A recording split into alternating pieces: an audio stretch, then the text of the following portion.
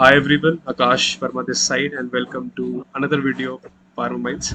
So आज हम interview करने वाले हैं शिवांगी को, जिन्होंने जी पैट एंड आई पैट में बहुत अच्छी रैंक अचीव करी है. सो वो आज स्ट्रैटेजीज बताने वाले हैं, अपनी जर्नी शेयर करने वाले हैं और काफ़ी सारी चीज़ें जो आपको लगेंगी इम्पोर्टेंट है. तो make sure that you watch this video whole so that you can grab all the strategies in your preparation when you start and whenever you feel demotivated. So watch this video कि शिवांगी ने कैसे prepare करा. ठीक है, Shivangi topper है और GPAT और नाइप उन्होंने क्रैक करा हुआ है एंड वो अपनी जर्नी पूरी शेयर करेंगे और बताएंगे कि यार एक जर्नी के दौरान कैसे आप अप्स एंड डाउन्स आते हैं और स्टिल आपको बने रहना है. So welcome to platform Shivangi, thank you so much अपने टाइम दिए. Thank you, sir. Myself, Shivangi Bagaria.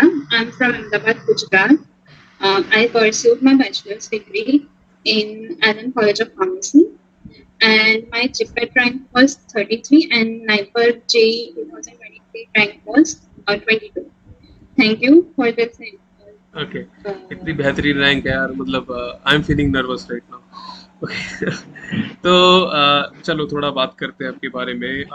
Like what are your hobbies, what you like to do in free time besides studies? In free time, I like to play sports like badminton and sometimes cricket. Okay, cricket and badminton you like to play. Okay, ठीक है भाई, सुन लो जितने भी students देख रहे हैं, अगर अच्छी रैंक लानी तो स्पोर्ट्स साथ में कंटिन्यू करना, because that keeps your mind fresh. ठीक है, तो टॉकिंग अबाउट जी पैट, सो आपको कब पता लगा था जी पैट के बारे में एंड किससे पता लगा था? मुझे जी पैट के बारे में मेरे थर्ड ईयर में पता लगा था और वो भी मतलब क्लासमेट्स के थ्रू पता लगा था. अच्छा, कोचिंग वगैरह ज्वाइन की और मैंने यूट्यूब पे भी वगैरह देखे थे इसके रिगार्डिंग. तब मैंने देखा कि बहुत सी कोचिंग है जो इसके लिए प्रिपरेशन करवाती है, तब भी मुझे फार्मा के बारे में भी पता लगा. अच्छा, ओके, चलो बहुत बढ़िया. अब थोड़ा जर्नी के बारे में जानते हैं आपकी कि आपने कैसे प्रिपेयर करा एंड क्या आपकी स्ट्रैटेजीज थी, आपने मेजर सब्जेक्ट्स माइनर सब्जेक्ट्स को कैसे टैकल करा, एमसीक्यू प्रैक्टिस कैसे करते थे, एग्जाम वाले दिन आपका माइंडसेट क्या था, ये सारी चीज़. मैंने फार्मा का कोर्स ज्वाइन कर रखा था, तो उसमें रेगुलर क्लासेस अटेंड करती थी.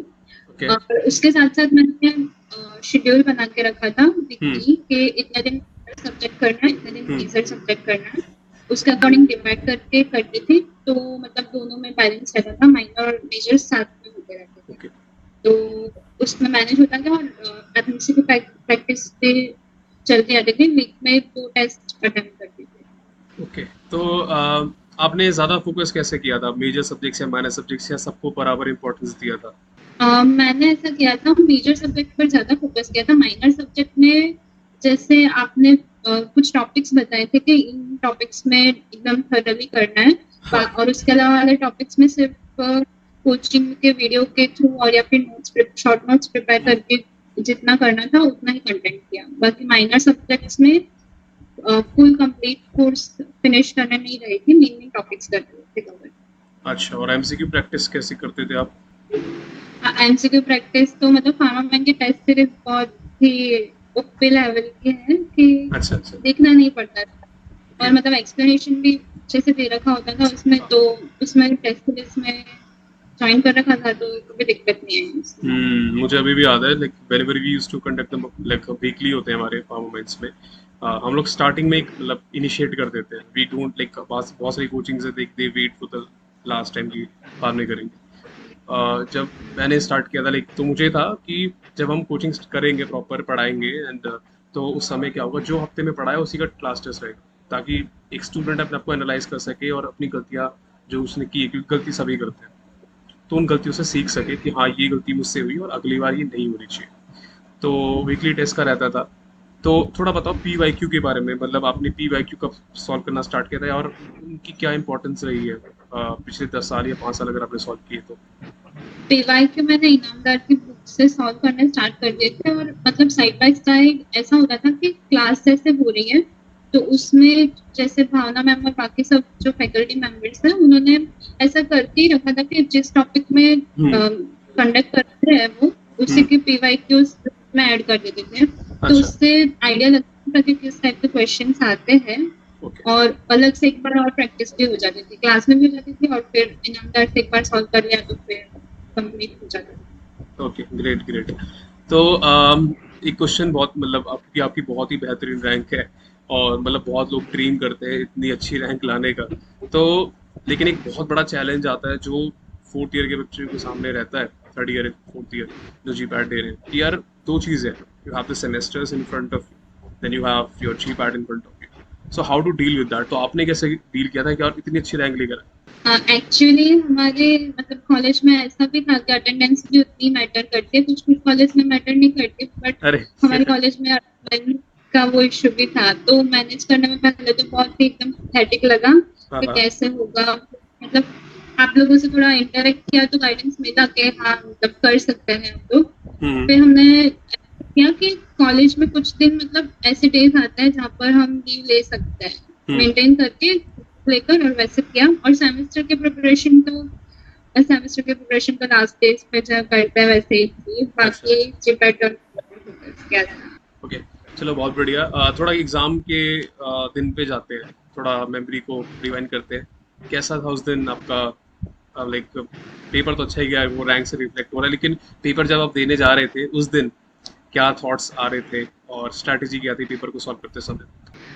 मतलब पहले तो पेपर के दिन और पेपर के एक दिन पहले इतना नर्वसनेस फील हो रहा था और ऐसा लग रहा था कि मतलब कुछ पढ़ा ही नहीं है, पूरा टाइम पास ही किया है पूरे साल। अरे!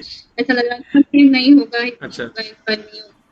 हुँ, पर फिर मतलब थोड़ा रात को कॉन्फिडेंस लाया और हुँ, फिर पेपर के टाइम पे मैंने ये स्ट्रेटेजी फॉलो की थी कि मैंने 3 राउंड में पेपर सॉल्व किया था। फर्स्ट हुँ, राउंड में जो मैं कंफर्म हूँ, जिसमें मुझे 100% श्योरिटी है, वो टिक किए थे। सेकंड राउंड में मैंने कैलकुलेटिव रिस्क लेकर फिर अटेम्प्ट किया था और थर्ड राउंड में मैंने मतलब एक बार पूरा थ्रू आउट चेक कर लेते हैं ना कि हुँ, किस तरीके से कॉन्सेप्ट में एक बार गलती से भी कोई माइनर मिस्टेक हो गई हो तो उसके लिए उस टाइप से सॉल्व किया था। आपने जैसे सजेस्ट किया था कि ज्यादा राउंड में करेंगे और हुँ। करेंगे और कैलकुलेटिव रिस्क लेकर चलेंगे ना तो हो जाता है, तो वो एडवाइस बहुत काम आई। देखो तो आप लोग मेरी एडवाइस कितनी काम आती है। चलो एडवाइस से नेक्स्ट क्वेश्चन, आई थिंक ये 2 क्वेश्चन साथ में फार्मामेंट्स के बारे में थोड़ा जान लेते हैं कि आपकी जर्नी में फार्मामेंट्स का क्या रोल रहा और सबसे बेस्ट पार्ट अगर आपको एक चीज़ मेंशन करनी हो, सबसे बेस्ट जो आपको लगता है फार्मामेंट्स के बारे में तो वो क्या था? फार्मा मैन का मेरी जर्नी में बहुत ही मेजर रोल है, क्योंकि मैं ऐसी पर्सन हूँ जो थोड़ी थोड़ी चीज में पैनिक कर जाती है कि ये नहीं हुआ, तो उस टाइम पे फार्मा में की जो फैकल्टीज हैं उनसे मतलब डायरेक्ट कांटेक्ट हो जाता है ना, तो फिर वो प्रॉब्लम सॉल्व आउट हो जाती थी। अदर कोचिंग में मतलब ऐसा पॉसिबल होता नहीं है, बट फार्मा माइंड्स में ये क्वालिटी बहुत अच्छी है कि मतलब 1-to-1 इंटरेक्शन वीकली होता रहता था और सभी फैकल्टीज के रिस्पॉन्स भी इमीडिएट आ जाते थे। कुछ इशू है तो वो भी सीधा सॉल्व हो जाता था, तो ऐसा बर्डन टाइप नहीं लगा प्रिपरेशन के टाइम पे, इसीलिए हो गया। और मेन चीज तो टेस्ट सीरीज गवर्नमेंट की बहुत अच्छी है, हुँ, हुँ। तो बेस्ट चीज तो वही लगती है, अच्छा।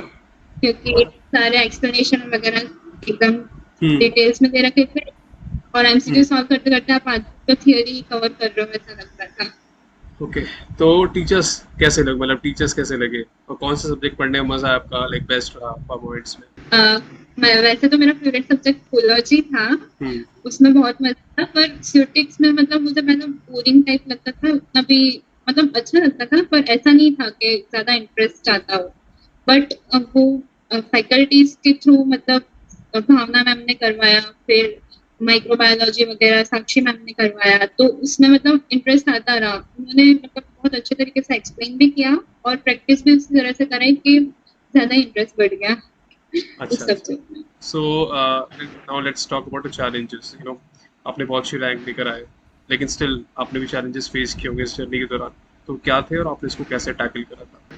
मेन तो चैलेंज मतलब सब्जेक्ट वाइज देखा जाए तो कॉमर्स से पहले मेरा बहुत वीक था, हुँ, तो उसमें बहुत डिफिकल्टी हुई पहले तो सब मकअप करने के चक्कर में। हुँ, फिर मैंने डेली कॉग्निसी का रिपीट करना स्टार्ट किया कि कुछ कुछ एक एक ट्रक को लेकर रिपीट करती हूँ, हाँ, तो उससे डन हो गया। और ओके। दूसरे चैलेंजेस में पहले तो टेस्ट सीरीज में मार्क्स नहीं आते थे, तो उससे बहुत पैनिक हो जाता था कि अब क्या होगा, ऐसे तो नहीं हो पाएगा हमसे, अच्छा। वगैरह वगैरह। और टेस्ट सीरीज का लेवल भी उस लेवल का, मतलब हाई लेवल का होता था कि किसी को लगता है कि अब हमारी बैंड बज गई। बट फिर बाद या। में कंसिस्टेंटली हमने परफॉर्म किया तो होता गया। एमसीयू प्रैक्टिस पहले बहुत ही डिफिकल्टी हुई, फिर बाद में लेक्चर रिकॉर्डिंग के साथ में, नोट्स के साथ में प्रिपरेशन। तो आपकी जैसे अच्छी रैंक अगर किसी को लानी हो, इतनी बेहतरीन रैंक, डबल डिजिट रैंक लानी हो, तो आपकी तरफ से आप कुछ टिप्स देना चाहो आगे जीपैट एस्पायरेंट्स के लिए और नाइपर एस्पायरेंट्स के लिए? यस, मैं ये टिप्स देना चाहूंगी कि जैसे माइनर और मेजर को पैरेलली लेकर चलना, बट मेजर पे ज्यादा फोकस करना और माइनर में से कम करना, बट वो एकदम प्रिसाइज लेवल पे करना। और प्लस और टिप कि कंसिस्टेंट रहना, टेस्ट सीरीज रेगुलरली अटेंड करोगे तो आप surely you will achieve it. अच्छा, अगर आप ये सब करेंगे तो आपकी जैसे अच्छी रैंक आ जाएगी। ओके, ठीक है। और अब एक चीज़ मैं लाइक बीच पे पूछना भूल गया कि ज़रूर ऐसा हुआ होगा कि आपको कभी-कभार बीच में डीमोटिवेटेड फ़ील हुआ होगा या फिर पढ़ने का मन नहीं किया होगा, तो उस टाइम उस चीज़ को कैसे हैंडल करते थे? ब्रेक ले लेते थे या फिर फ्रेंड से बातें कर लिया, वापस कैसे आते थे उस चीज़ से? हाँ, कभी भी ऐसा डीमोटिवेटेड होता था तो मैं, मतलब ज्यादा हो रहा हो तो फ्रेंड्स से बात कर लेती थी। हमने अच्छा। एक मिनी ग्रुप बना के रखा था डिस्कशन के लिए और ऐसा लाइट रिफ्रेशमेंट के लिए। ओके। तो उसमें डिसाइड कर लेते थे कुछ, और नहीं होता था तो कभी कभी आप लोगों से बातें कर लेते थे फैकल्टीज से, तो थोड़ा मोटिवेशन और मिल जाता था। चलो बढ़िया है। ओके, तो आई थिंक इस वीडियो से आपको काफ़ी सीखने को मिलेगा और I really hope, I really wish जितने भी वॉचर्स, जितने भी हमारे ऑडियंस है इस वीडियो को देख रहे हैं, they learning from Shivangi ma'am and she's been like she's selected for Naipar Mohali and she'll be pursuing pharmaceutical management जो मैंने किया हुआ है and अगर आपको इतनी बेहतरीन रैंक लानी है तो आई थिंक इस वीडियो को 2-3 बार देखना, जो भी पॉइंट्स मैम ने मेंशन करे just jot it down and try to implement in your strategy, in your preparation. तो thank you so much Shivangi and platform पे आने के लिए और गाइडेंस देने के लिए and I just want to wish you all the best for your career and future endeavours and और जितनी भी चीज़ें you desire for you get that and pharma minds is always with you, you know that. Thank you sir, thank you so much sir for this opportunity.